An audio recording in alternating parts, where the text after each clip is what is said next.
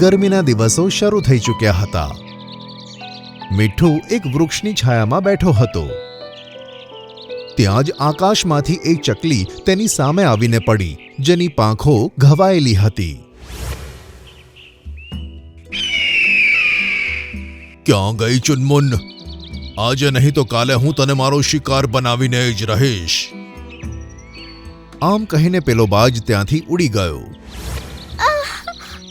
અરે તને વાગ્યું કઈ રીતે? એ બાજે હુમલો કર્યો તો. એ તો હવે જતો રહ્યો. તારું નામ શું છે? મારું નામ ચુનમુન છે. બહુ જ સરસ નામ છે. તું મારી સાથે ચાલ. જ્યાં સુધી તું ઠીક ના થઈ જાય ત્યાં સુધી તું મારા ઘરે રહી શકે છે. સાચે? હા, હું અને મમ્મી તારું સારી રીતે ધ્યાન રાખીશું. ચુનમુન ખુશ થઈ અને મીઠુની સાથે એક ગુફામાં પહોંચી. ત્યાં મીઠુની માતા મેના એક લાલ પથ્થર પાસે બેઠી હતી. પથ્થર દેખાવમાં ખૂબ જ સુંદર હતો. અરે, તું તો બહુ સુંદર ચકલી છે ને. શું નામ છે તારું? અને તને આ વાગ્યું કઈ રીતે? મારું નામ ચુનમુન છે. ગોલ્ડી નામનો બાજ મારી પાછળ પડ્યો છે. આજે એનાથી જ બચતા બચતા હું તમારા જંગલમાં આવી પહોંચી. મને એનાથી બચીને ભાગતા જ વાગી પણ ગયું. ચલો, કોઈ વાંધો નહીં. જ્યાં સુધી તું ઠીક ના થઈ જાય ત્યાં સુધી અમારી સાથે રહી શકે છે. આ સાંભળીને મીઠું ખૂબ જ ખુશ થઈ ગયો અને ચુનમુન પણ તેમની સાથે ગુફામાં રહેવા લાગી. મીઠું, એક વાત નથી ખબર પડતી. તારી ફેમિલી બીજા પક્ષીઓની જેમ માળામાં કેમ નથી રહેતી? અને તારી મમ્મી જે પથ્થર પાસે બેસી રહે છે એનો રંગ રોજ કઈ રીતે બદલાઈ જાય છે? આમ તો આ રહસ્ય છે, પણ તું મારી સારી મિત્ર છે એટલે જણાવું છું. એ એક જાદુઈ પથ્થર છે. આ શિયાળામાં અમારા જંગલમાં એક જાદુઈ પરી આવીને પડી હતી. એની તબિયત ઠીક નહોતી અને એની તબિયત ઠીક કરવા માટે એને અમારા જંગલમાંથી વાદળી રંગનું ફૂલ જોઈતું હતું. અમે બધા જાનવરોએ મળીને એને કેટલા દિવસો સુધી એ વાદળી રંગનું ફૂલ ખવડાવ્યું હતું અને થોડા જ દિવસોમાં ઠીક થઈ ગઈ હતી. જતા પહેલા એણે અમને આ પથ્થર આપ્યો હતો અને કીધું તું કે ઉનાળામાં આ પથ્થર રોજ એક નવો રંગ ધારણ કરશે. 10મા દિવસે આ પથ્થર જ્યારે હરા રંગનું થઈ જશે ત્યારે અમારા જંગલમાં નદી કિનારે એક ટીલું છે ને ત્યાં મૂકી દેવાનું. એના પછી સૂર્યનો પ્રકાશ આના પર પડતા જ સૂર્યના તડકાથી આવતો તાપ ઘણો ઓછો થઈ જશે. અમારું જંગલ ગરમીમાં પણ ઠંડુ રહેશે. આ તો બહુ કામનું પથ્થર છે. આ પથ્થરને સાચવવા માટે જ અમે ગુફામાં રહીએ છીએ. જો કોઈ જાનવર આને ખાઈ લેશે તો એ બહુ જ શક્તિશાળી થઈ જશે. પણ અમારે આનો પ્રયોગ લોકોના સારા માટે કરવો છે એટલે અમે આને નદી કિનારે જ રાખીશું. પણ કોઈએ આને ત્યાંથી ચોરી લીધું તો? અમે ત્યાં એને એક વખત રાખીશું તો એ ત્યાં ચીપકી જશે. બસ અમારે ખાલી એને સાચવવાનો છે. સારી વાત છે.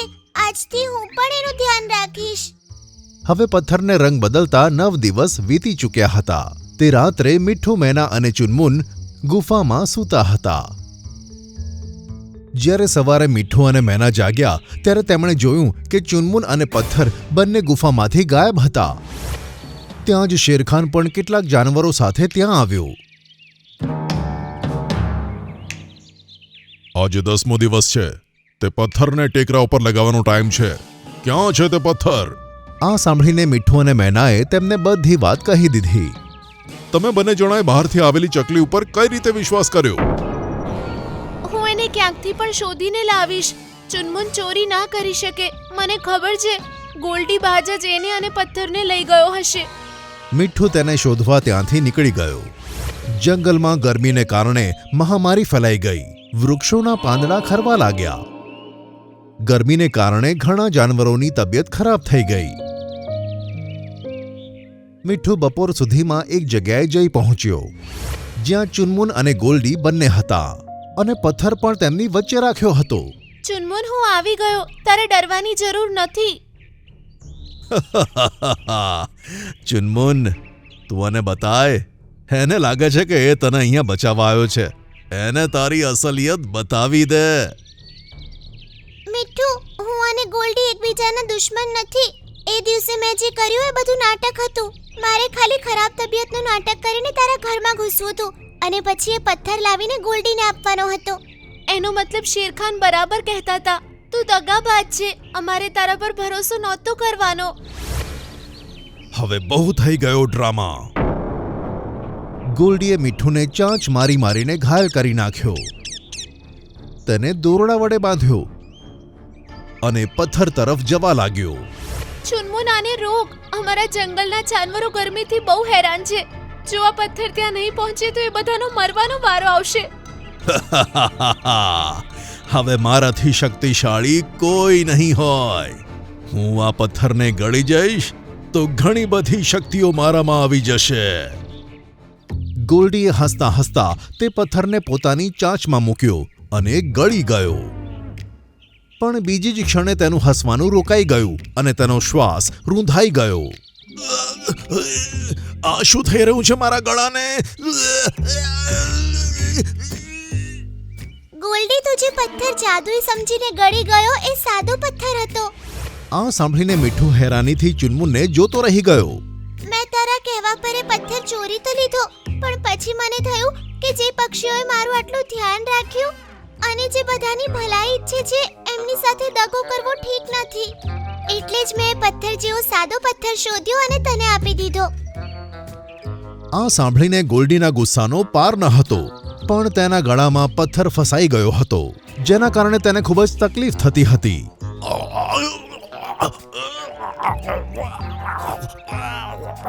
થોડી વાર સુધી બૂમો પાડ્યા પછી ગોલ્ડીએ ત્યાં જ દમ તોડી દીધો. પછી ચુનમુને દોરડામાંથી મીઠુને આઝાદ કર્યો. આ બાજુ જંગલમાં બધા જ જાનવરો તળાવ પાસે ભેગા થયા હતા. તળાવનું પાણી પણ ગરમ આવી રહ્યું હતું. ઘણા બધા જાનવરો આસપાસ બીમાર હાલતમાં પડ્યા હતા. જ્યારે બધા જાનવરોએ ચુનમુન અને મીઠુને સાથે આવતા જોયા ત્યારે બધા ખુશ થઈ ગયા. મીઠુએ પોતાના પંજામાં દબાવેલો પથ્થર ટેકરા ઉપર મૂક્યો. આમ કરતાં જ તેની ઉપર સૂરજના કિરણો પડ્યા અને તે ચમકી ઉઠ્યો. સૂરજનો તડકો એકદમ હલકો થઈ ગયો અને ઠંડી છવાઈ ગઈ અને તળાવનું પાણી પણ ઠંડુ થવા લાગ્યું. બધા જાનવરો ધીરે ધીરે સ્વસ્થ થવા લાગ્યા. ચુનમુનના લીધે આ પથ્થર આપણને પાછો મળ્યો છે. બાકી ગોલ્ડી આને ખાઈને આખા જંગલને એનો ગુલામ બનાવવાનો હતો. આમ કહીને મીઠુએ જાનવરોને બધી વાત કહી દીધી. બધાએ ચુનમુનના વખાણ કર્યા અને તે દિવસથી ચુનમુન જંગલમાં બધા જાનવરો સાથે રહેવા લાગી. ઉનાળાની ઋતુમાં પણ હવે ત્યાંનું તાપમાન એકદમ ઠંડુ અને ખુશનુમા રહેવા લાગ્યું.